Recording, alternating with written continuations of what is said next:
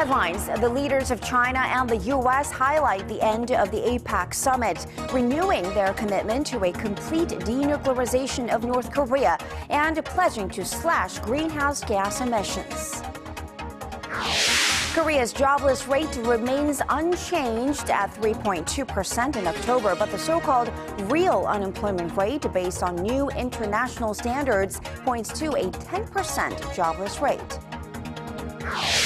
And the European spacecraft Rosetta will attempt to make the first ever landing on a comet on this Wednesday. If successful, it will mark a historic milestone in space exploration.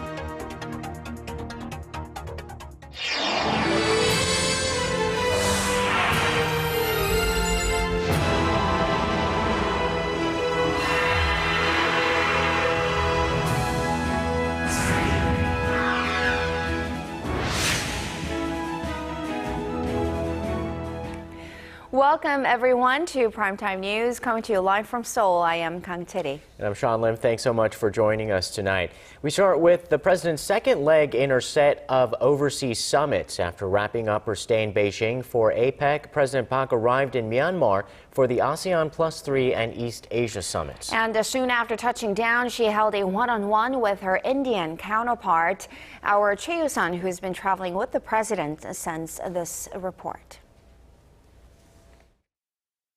Ahead of this year's East Asia Summit in Myanmar, President Park Geun-hye held talks with Indian Prime Minister Narendra Modi for the first time since he took office in May. Here, the two leaders sought ways to further expand Seoul and New Delhi's cooperative ties. While President Park praised Prime Minister Modi's bold initiatives to attract foreign investors to India's industrial and infrastructure projects, Modi, the former chief minister of the western Gujarat state, talked about the prospects of the state's economic cooperation with Korea. On Thursday, the 18 EAS state leaders will discuss pressing global issues such as the Ebola outbreak and threats posed by Islamic State militants in the Middle East. Co-chairing the ASEAN+3 summit with the Myanmarese president, the Korean leader will have a chance to talk about her unification drive and the North Korean nuclear issue with the 10 Southeast Asian nations, China and Japan. She will also seek ways to boost ties with the ASEAN ahead of next month's ASEAN-Korea commemorative summit in Korea's southeastern city of Busan. President Park is scheduled for a bilateral meeting with New Zealand Prime Minister John Key, where a two-way free trade deal will be the main focus of discussions. Attention is also being paid to the ASEAN launching their economic community by the end of next year. The ASEAN is Korea's #2 trading region with a total trade volume of $135 billion last year. Choi Yoo-sun, Arirang News, Naypyidaw.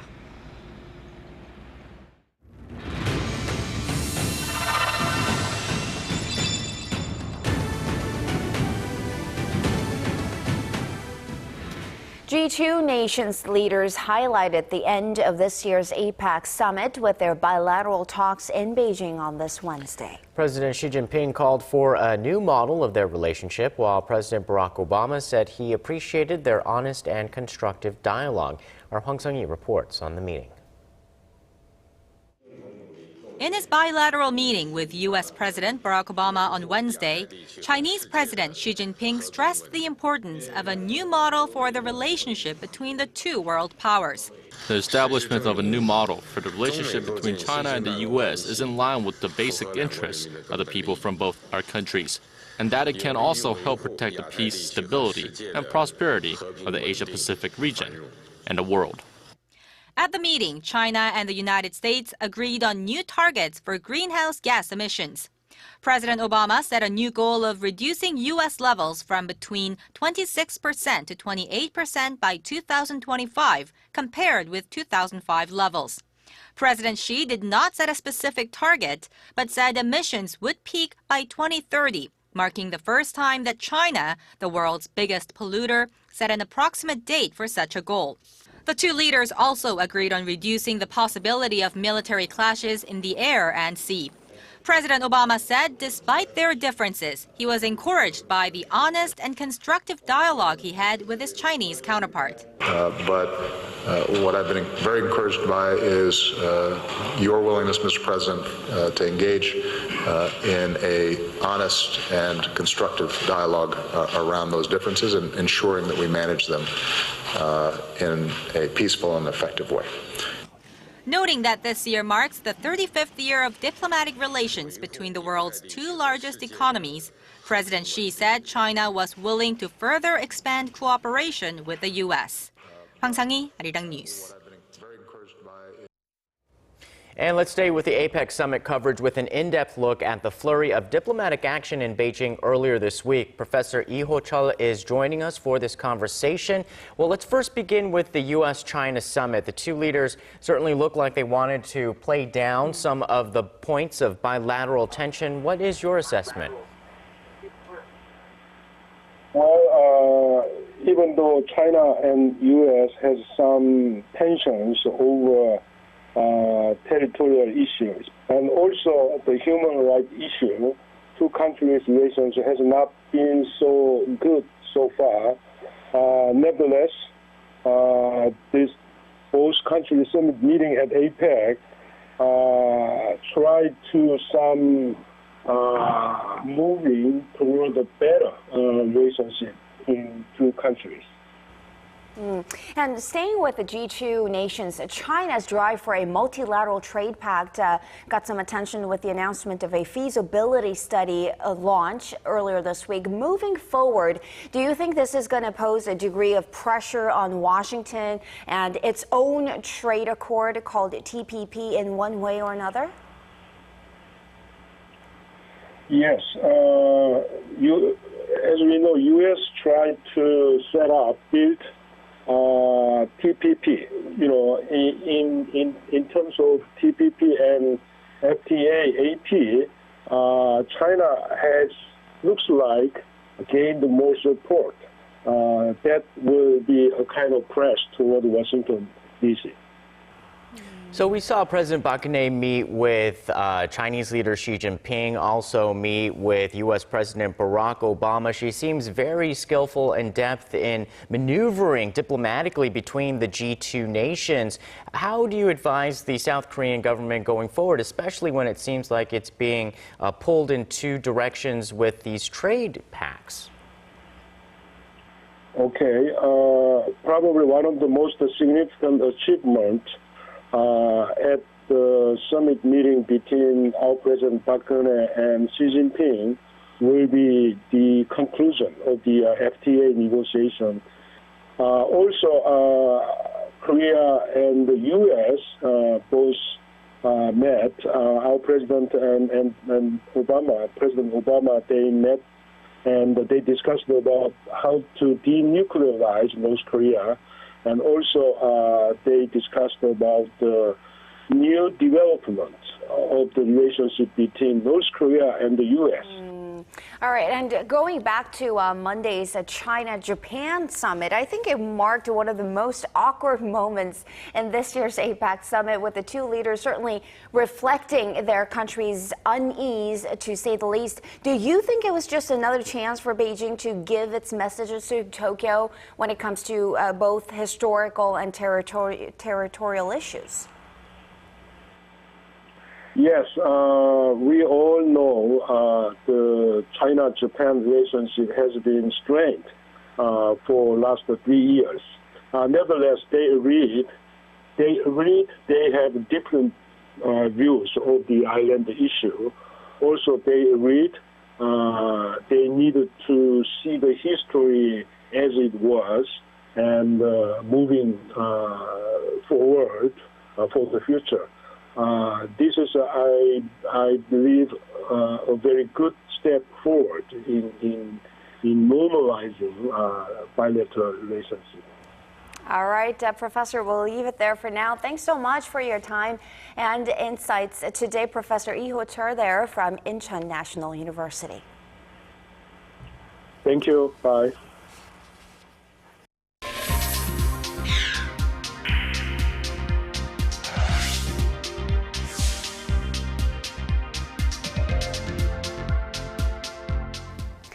In this next report, we zoom in on one of the most meaningful results for South Korea, at least, as seen on the sidelines of the APEC Summit, which is the South Korea-China Free Trade Agreement. This means Korea has a free trade pact with more than 50 countries under its belt. Then what does this mean for average consumers in Korea? Our Song Ji-sun tells us more. Korea's FTA history dates back more than a decade when the country signed its first deal with Chile in 2002.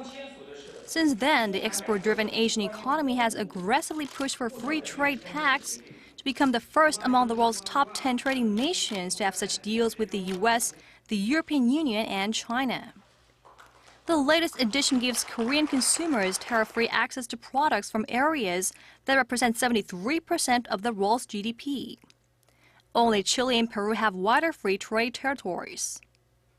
Korean consumers can enjoy imported products at lower costs, with fruits like cherries becoming much more affordable. Disappointing news for fashionistas, however, as the price of luxury goods hasn't come down by much, even after free trade agreements came into effect. Luxury goods producers hiked prices, and the Korean government levied additional individual consumption taxes on top-end handbags. The price of U.S. beef has also gone up as global demand for American beef soared in recent years. When the Korea-China FTA goes into effect, Korean consumers will pay less for Chinese electronics products with a tariff reduction of 8%. A 30% tariff for Chinese mangoes and beer will also be removed gradually over the next 20 years. But it may take quite a while for consumers to feel the effects in their everyday lives, as Seoul and Beijing have yet to fine-tune the minor details, and parliamentary ratification in Korea could take months or even years. Song Ji-sun, Arirang News. Korea's unemployment rate officially stands at 3.2%, which would be the envy of many countries around the world. But when applying new international standards, the actual figures show that the reality is much different. Our Hwang Jie explains how many more are still out of work. The Singlish Academy in Korea is packed with people who are preparing to find a job, but most of them are not categorized as unemployed. Statistics Korea, which compiles the data, only counts those who don't have a job despite their efforts to get one as unemployed, and that means whether they have actually filled out applications in the past 4 weeks. So the agency released a so-called real unemployment rate starting this month based on new standards by the International Labor Organization. The actual jobless rate that includes those who are preparing to get a job, underemployed, or who are discouraged from finding a job stood at over 10% in October. That is up around 7 percentage points from the official unemployment rate. We hope the new jobs data could help understand various situations in the labor market and help design policies. Pundits have been critical of the official jobs figure, saying it's too narrow to reflect the true state of unemployment. With the extra data, experts point to the need for government policies to support women and the younger generation who make up the majority of the country's underemployed and discouraged job seekers. Hwang Ji, Arirang News. Long gone are the days when you had to go to the bank for simple transactions, thanks to online and now mobile banking. But local banks as well as app developers want even more financial services to be available at your fingertips via smartphones. Shin Se-min tells us how some unexpected companies are getting into this sector. Banking on the go is becoming easier and more common. What started with simple transactions is now shifting to more complex ones, like applying for mortgage loans. Uri Bank is hoping to release a product early next year that would let users submit essential information for such loans through a smartphone app. The information would then be looked over and evaluated by bank representatives. And more services are on the way. Samsung Electronics is introducing the Samsung Wallet, and SK Telecom the Bluetooth Low Energy Payment, which makes it easier for smartphone users to receive the financial services. This week, mobile messaging service Down Kakao rolled out Bank Wallet Kakao, a service that allows users to transfer money to friends just like they would send a text message. It allows users to wire up to 100,000 won, or roughly $90 per day, without having to know the recipient's account information. Subscribers will soon be able to withdraw cash from some 75,000 automated teller machines just through a few taps of the smartphone. These concerns are different since this directly involves personal financial data. Consumers need to check for themselves whether the services have been authorized by relevant organizations. Providing greater security will be key to expanding the market even further, especially with concerns still present after the personal data of at least 20 million bank and credit card users in Korea was leaked earlier this year. Shin Se-min, Arirang News. The first ever fictional film on the highly sensitive issue of Japan's wartime sexual enslavement of Asian women has opened at select cinemas around Korea. Our Park Ji-won has more. The film recounts the story of a victim of Japan's wartime system of sex slavery who was taken to a military brothel in China when she was a teenager. Although documentaries and animations have been made about this issue in Korea in the past, this is the first fictional film released on the topic. And while employing elements of mystery, the film's based on testimonies given by the victims. The film's director Chu Sang-luk says he made the film with a sense of urgency as the victims are succumbing to old age. More than 1,000 films have been made about the Holocaust, and although Japan's sex slavery system is another historic tragedy, I found it odd that not even one fictional film has been made on the issue. Due to the film's intense subject matter, it was hard to raise funds for its production. The film's budget was less than $350,000, which came partly from the Korean Film Council, crowdfunding by the public, and a private donation by the head of the production company. All of the actors in the film waived their usual fees, appearing in the picture for free. The director hopes the film can deliver a powerful message to viewers.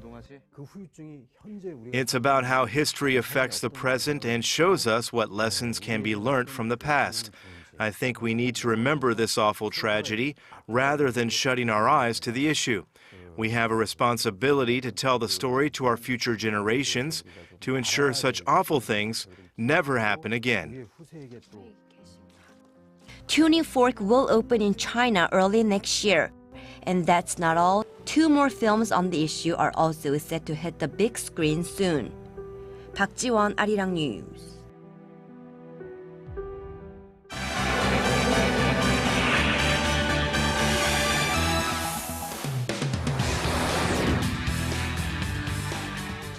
Scientists at the European Space Agency are poised to make history in just the next couple of hours from now and landing a man-made probe on a comet for the first time. To tell us more, we turn to Paul Yi at the News Center. Paul, this Rosetta space probe has been on a 10-year journey to reach this point. What's the latest update from Mission Control? Well, flight operations at the European Space Agency say the finally robot lander successfully separated from the Rosetta mothership. Barring any last-minute glitches, touchdown on the icy surface is in T-minus 2 hours. If successful, it will mark a major milestone in space exploration and potentially unlock the secrets of how Earth and the solar system were created. Our Son Jung-in has more. Today may be the most pressing moment for scientists at the European Space Agency as they make final preparations for a groundbreaking comet landing. The Chaser became the first ever spacecraft to catch up with the comet in August and has been orbiting the comet called Churyumov-Gerasimenko for the past 3 months. If the landing is successful, the probe will accompany the comet on its trip around the sun with the aim of finding answers about the solar system and the origins of life. However, scientists say it's too soon to pop the champagne, as the flying and landing the probe is a very complicated process. The mission leader at the Operations Center hopes the probe, if everything goes to plan, will help scientists learn more about the composition of comets. Of course, we fly Rosetta to learn everything about comets. For example, what are they made of? What kind of water is on the comets? Is it the same type of water that we find on Earth? It will take Philly about 7 hours from the moment it's released from Rosetta to cover the roughly 20 kilometers to land on the comet.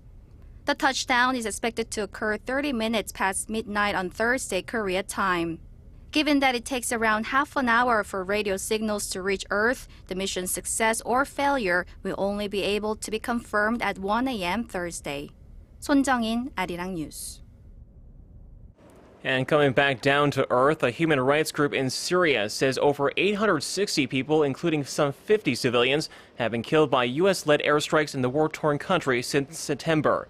The Britain-based Syrian Observatory for Human Rights said Wednesday that the majority of the accounted deaths were Islamic State fighters, but warned the actual figure could be much higher. The monitoring group added that 8 of the civilian casualties were children. The United States has said it will investigate each allegation of collateral damage from the start of its aerial campaign against IS militants in the region. The UN estimates about 200,000 people have been killed in Syria's 3-year-long conflict. And finally, dozens of heads of state representing the Asia-Pacific region have just wrapped up an international summit in Beijing, with many still under the political spotlight. Case in point, Russian President Vladimir Putin made waves through China's social networks when he placed a shawl over the soldiers of Peng Liyuan, the wife of Chinese President Xi Jinping. The First Lady quickly shrugged off the awkward gesture, but not before it was caught on live state television. U.S. President Barack Obama was also under fire for allegedly chewing gum during his meetings and events at the APEC. Beijing's top scholars, political analysts, and social media users were quick to label the gum chewing as inappropriate or disrespectful. But the award for the most awkward moment goes to the chilly reception between Japanese Prime Minister Shinzo Abe and Chinese leader Xi Jinping. She had made no attempt to make eye contact with Abe and even cut him off mid-sentence during their initial encounter. Nonetheless, Abe described his summit with Xi as a big step to improving bilateral relations. And that wraps up our look at international stories for now. I'll see you back here tomorrow night.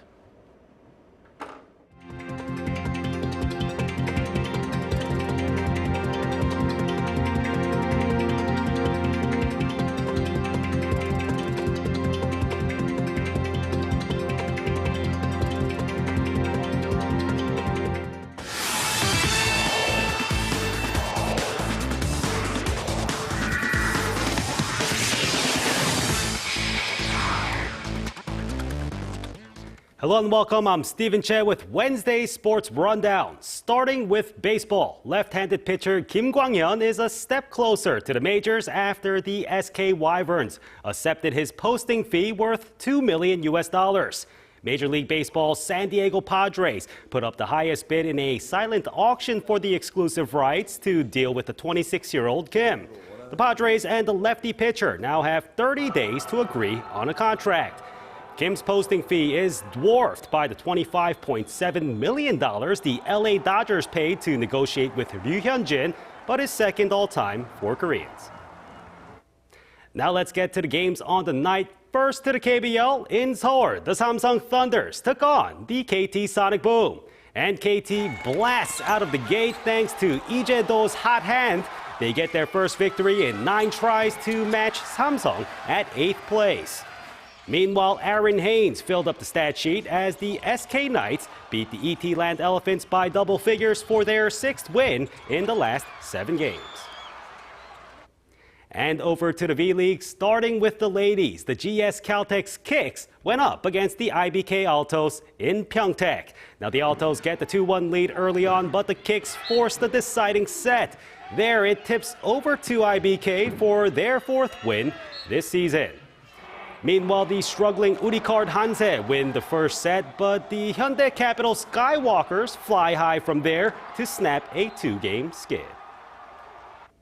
And looking overseas, Roger Federer and Andy Murray picked up big wins in their second round-robin matches at the ATP World Tour Finals. In the earlier match, Federer, a 6-time Tour Finals champion, took advantage of Kei Nishikori's errors in the 2-set win to advance to 2-0.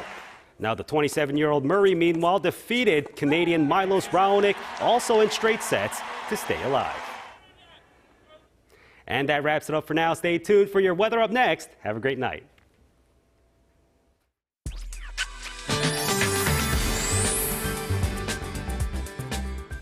Hello everyone, I'm Kim Bo-kyung with the latest weather forecast. Well, we've got a lot going on this evening. A cold wave watch is in effect for the central regions. This, accompanied by strong winds, is making conditions feel a lot colder. At the moment, it is raining in some areas and less than 5 millimeters is expected with a chance of light snow. As for tomorrow, it'll be much chillier compared to today. Also, fine dust from China should gradually sweep in, leading to higher than normal levels for most parts. Other than that, cold air will move in overnight and numbers in Seoul will dip to -3 degrees in the morning, with daytime highs only reaching up to 5. On to Thursday's readings, Daegu and Gwangju hit 7, Busan reaches 9. As for other regions, snow is forecast on Dokdo while Mount Kumgang drops to -5. That'll do it for now. I'll see you soon. Thank you, Bo-kyung, and that's Primetime News for this Wednesday. I'm Kang Chery. Have a great evening. And I'm Sean Lim. Thanks for watching. We'll see you soon.